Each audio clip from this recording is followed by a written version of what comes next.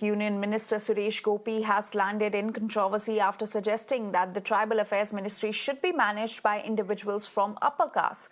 He further argued that non-tribal leaders could better address tribal welfare, a remark that has drawn sharp criticism from opposition parties and tribal leaders alike. As expected, his statement sparked widespread outrage. Amid the backlash, the BJP leader has now retracted his comment, claiming that his words were meant in good faith. Listen in. ഞാൻ 2016 MP ആയ ആ കാലഘട്ടം തൊട്ട് ഞാൻ മോദിജിയോട് ആവശ്യപ്പെടുന്നുണ്ട്, എനിക്ക് civil aviation വേണ്ട, എനിക്ക് ട്രൈബൽ തരും. അപ്പൊ നമ്മുടെ ഒരു നാട്ടിലെ മറ്റൊരു ശാപമാണ്, ഒരു ട്രൈബൽ ക്യാബിനറ്റ് മന്ത്രി ഒരിക്കലും ട്രൈബൽ അല്ലാത്ത ആളാവുകയില്ല. എന്റെ ആഗ്രഹമാണ്, എന്റെ സ്വപ്നമാണ്, ഒരു ഉന്നത കുലജാതൻ അവരുടെ ഉന്നമനത്തിന് വേണ്ടി ട്രൈബൽ മന്ത്രിയാവണം.